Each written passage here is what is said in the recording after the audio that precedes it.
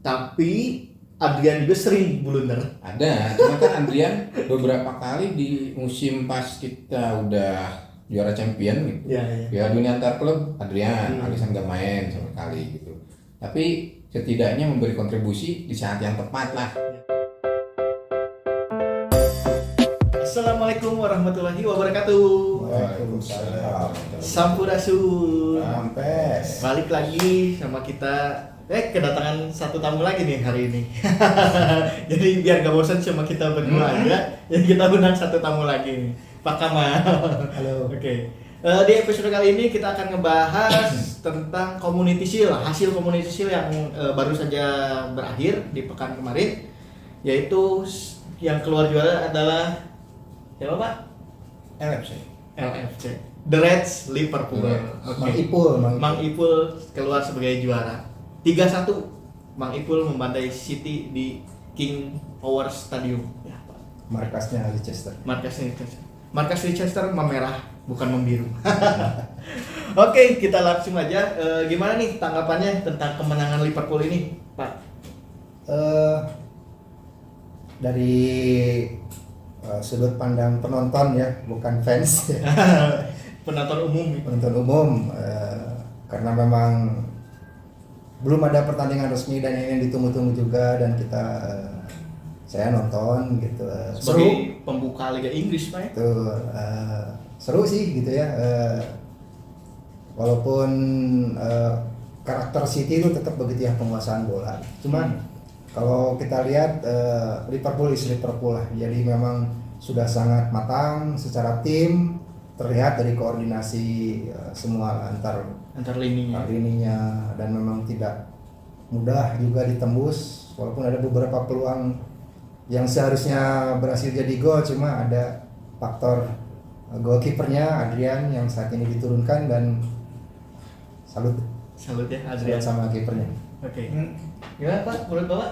Ya, seperti yang sudah diinfokan sebelumnya kan kita bilang juga. Di podcast sebelumnya ya, dia bisa berkontribusi di saat yang tepat. Padahal di podcast sebelumnya kita meragukan Adrian. Ada, keraguan ada. Tapi diragukan. Akhirnya itu berkontribusi di saat yang tepatnya, itu yang keluar lah gitu. Save-nya juga lumayan banyak ya, save-nya juga. Adrian. Tapi melihat dari serangan-serangan City sih hitungannya masih belum sampai ke tahap memanjakan Haaland lah kelihatannya gitu. Iya betul. Masih jadi, belum banyak umpan-umpan manisnya gitu. Jadi masih mencari, ya kayaknya masih terbiasa dengan pola yang seperti sebelumnya. Iya. Karena sekarang udah ada target man Haaland, masih bingung mau ngasih ke target man atau kayak kemarin lagi gitu false nine. Iya, apalagi kan City kemarin kan tidak terlihat pramusimnya kan beberapa. Ya, cuma 2 pertandingan Pak. Ya. 2 pertandingan. Nah, itu pun menangnya tipis semua. 2-1 dan 1-0. Jadi setidaknya Community kemarin Nunes 1, Haaland 0. Wah, perbandingan 2 striker yang saat ini melanjutkan podcast kita yang dulu. Ada juga tuh nanti kita Ya kan, share. pernah dibahas nih masalah rumor transfer, terutama kan Haaland ini seolah-olah kan monster yang datang gitu kan ke Liga Inggris. Tapi kan dengan statistik yang mentereng. itu kan Liga Inggris itu beda gitu. Jadi mungkin di sini juga kemarin Pep Guardiola memberikan pendapatnya secara pribadi tentang Haaland gitu kan, bahwa terlihat Haaland sudah bekerja keras, cuma Liga Inggris itu tetap beda. Jadi dia akan butuh waktu untuk beradaptasi dan menemukan potensi dirinya gitu. Misalnya kemarin udah pertandingan rada serius ya gitunya, malu orang Sunda. Udah serius ya pertandingannya, dan dia kebingungan juga. Bukan kebingungan sih kalau saya lihat secara timnya sendiri itu apakah sadar ini udah ada target man atau tetap menerapkan false nine gitu. Saya lihat juga masih eksekusi sendiri, walaupun Haaland udah membuka ruang dan positioning, cuma ya ada beberapa kesempatannya harusnya dia kasih pas gitu, dan memang dia punya peluang tapi tidak dikasih, hanya dia kayak kesel gitu. Kayak gitu kan. Itu sebetulnya kelihatan gitu. Mancitnya sendiri belum secara tim gitu kan. Belum terbiasa. Belum menemukan strategi bahwa ini udah ada monster. Di luar dari itu juga kayaknya Haaland itu tetap juga manusia Pak, bukan Betul. alien. Dia masih mencari apa ya? Masih beradaptasi lah gitu ya. Iya. Jadi dia ya tetap bukan alien kayak Messi atau Ronaldo yang saat ini masih merajai di apa ya? Top skor dan permainan. Mungkin gitu. kemarin dia langsung berhadapan dengan back-back Macam Virgil van Dijk. tangguh ya, back tangguh di Liga kayak Pandai, kemudian Robertson dan Arnold. Dia langsung begini ternyata nih lawan apa sih realnya gitu. Bahwa memang seolah-olah tahun kemarin itu perebutan gelar liga hanya mereka berdua sih. Tapi kalau melihat kemarin juga VPD juga ngasih istilahnya kalau nggak salah gitu beritanya ya? ngasih saran atau setidaknya menenangkan gitu, melihat mungkin juga VPD juga melihat gitu potensi Haaland teh alam meh lah dah bakal nyetak gol lah mana mah gitu. Can dikaluarkeun meureun gitu nya. Can Tinggal dikaluarkeun. adaptasi unggul kayaknya dari VPD itu teh ke Haaland gitu. Oke. Itu dari sisi Haaland. Dari sisi Nunes sih kayak gimana Pak? Dari sisi Nunes teh setelah masuk gitu menggantikan, kalau melihat mah gitu ada beberapa perbedaan lah gaya mainnya kalau saya pribadi mah. Jadi seingat saya mah dulu kebanyakan true pass itu lewat bawah gitu. Iya. Sekarang sudah bisa sanggup lewat atas gitu. Bisa long ball juga ya. Bisa long ball-nya, umpan-umpan lewat crossing setidaknya gitu. Lumayan lah itu melihatnya teh. Enggak, kalau dulu mah kan lebih mengadakan sprint lah gitu ke tiga pemain itu. Pertama sayapnya wingernya, tapi sekarang mah udah bisa lah sedikit banyaknya crossing gitu. Ada Variasi. yang enggak yang tukang headennya gitu. Jadi bisa dibilang Liverpool udah move on ya dari trio Firmansyah. Ya, penambahan strategi lah, penambahan. Jadi sedikit lebih kaya lah si taktiknya gitu. Enggak kayak dulu terubah terus gitu. Sekarang mah masih bisa crossing. Kalau dulu mah seingat saya crossing itu jarang dilakukan gitu, walaupun beberapa sering masih dilakukan tapi jarang intens sekarang gitu. Di pertandingan kemarin Nunes jadi target man atau gimana? Kalau melihat itu mah harusnya tetap karena menggantikannya Firmino, jadi ya tetap dia harus mengikuti gitu. Karena dari informasi yang saya dapat juga dari PPD juga bilang ya tetap harus banyak belajar juga mengikuti ritme Liverpool, tidak bisa Liverpool yang mengikuti dia sekarang mah gitu. Berarti Nunes udah mulai ngeblend ya sama taktiknya Jurgen Klopp gitu. Sedikit lah. Sedikit ya. Jadi bisa improve lagi. Bisa ya, oke.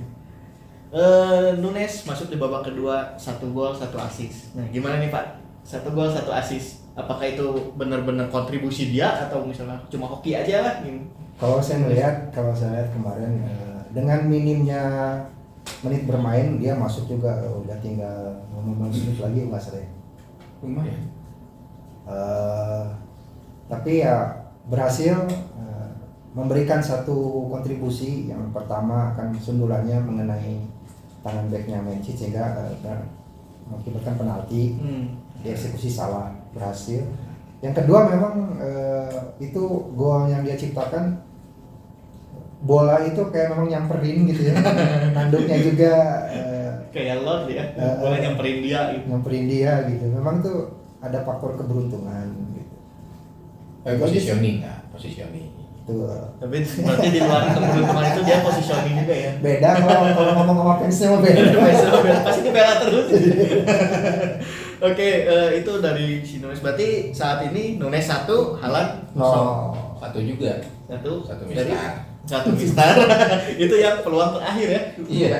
Haaland itu yang peluang terakhir menuneskan diri ketika di pramusim. Nunes juga ada kayak gitu kan. Di pramusim. Oke, man of the match-nya nih. Man of the match Muhammad Salah. Kenapa Muhammad Salah bisa dijadikan man of the match? Apakah dia berkontribusi cukup besar? Menurut saya penonton biasa gitu ya, yang awam lebih baik Adrian sih kiper gitu. Ya menurut penonton gitu kan. Kalau yang menentukan man of the match biasanya siapa? Kurang kalau itu masih. Match commissioner. Match commissioner atau misalkan ada tim lah, ada tim statistiknya yang menganalisa mungkin. Ya itulah jarang banget kiper yang akan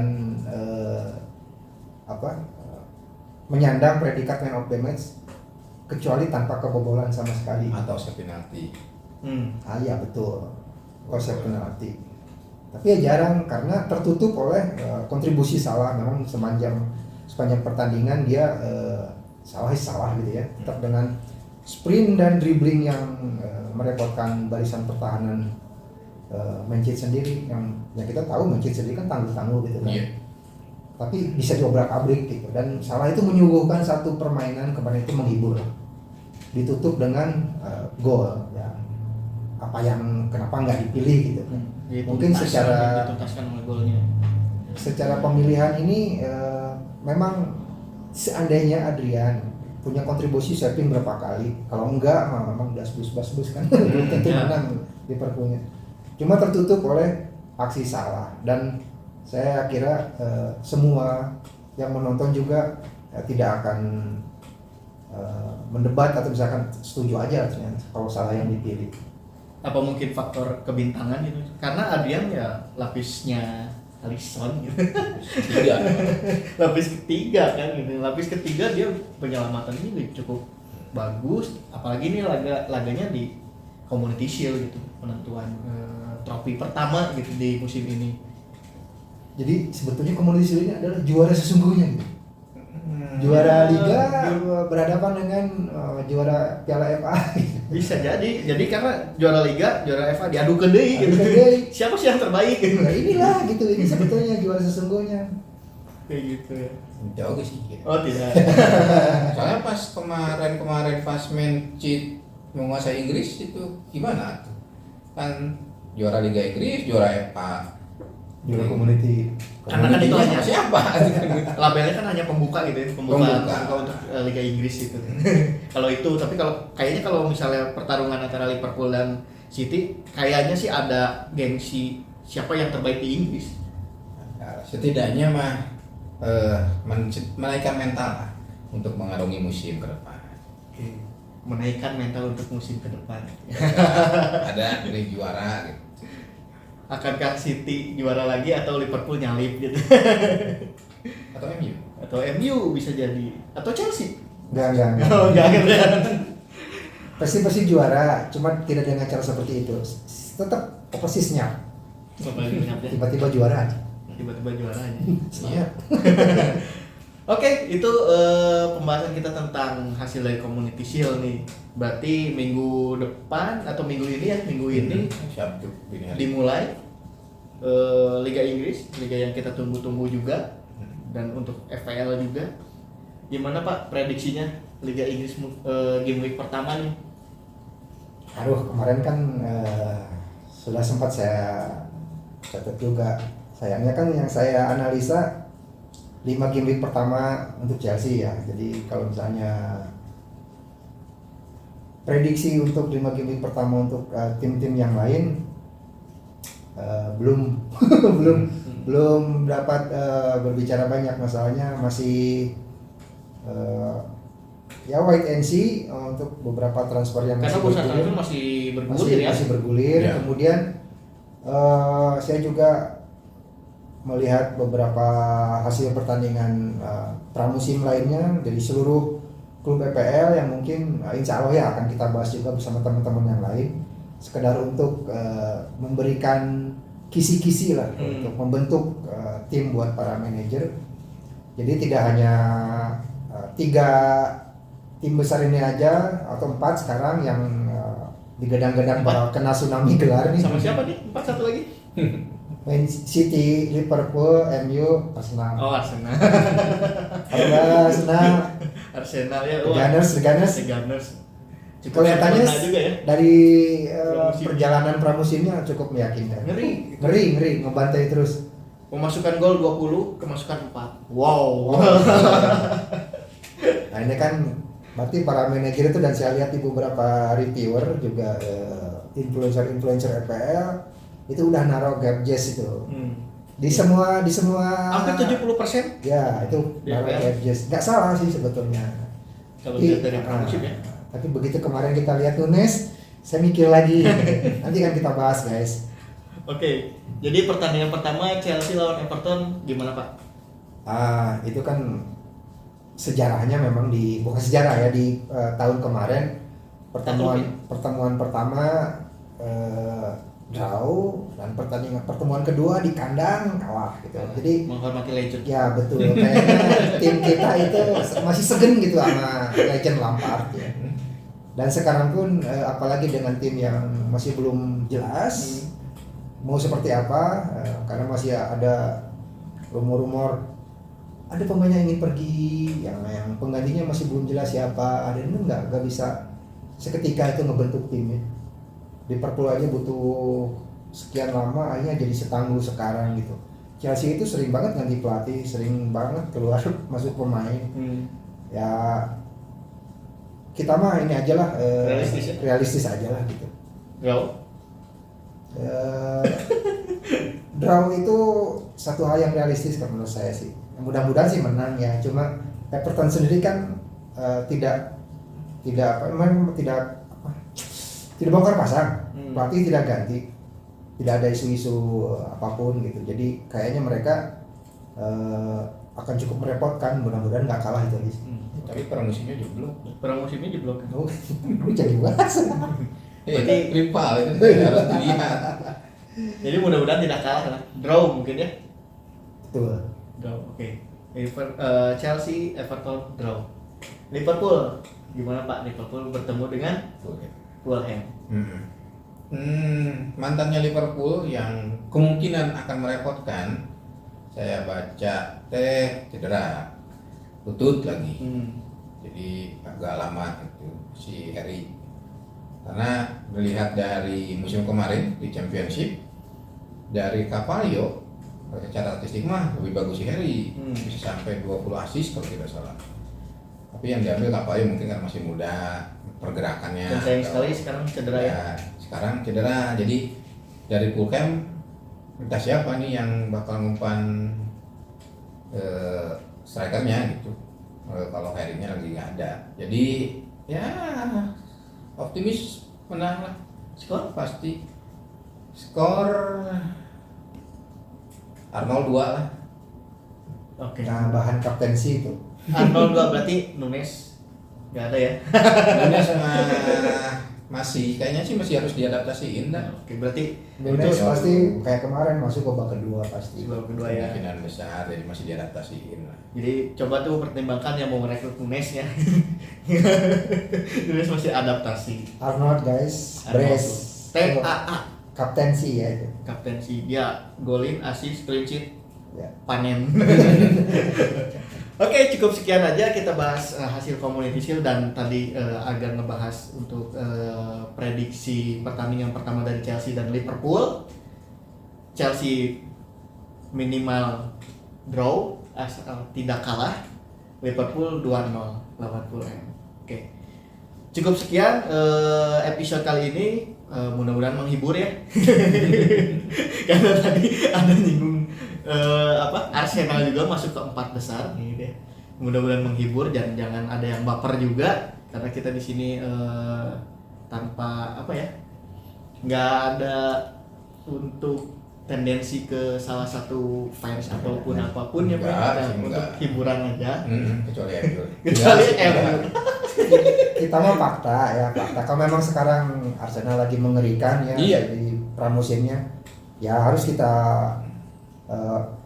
angkat mereka menjadi 4 besar tim Pesaingnya di Big Four lagi. Ya potensi juaranya ada. Potensi juara kedua. Digadang-gadang juga Tsunami Trophy gitu. Wah, Tsunami Trophy. Ini Tsunami Trophy ini lagi booming.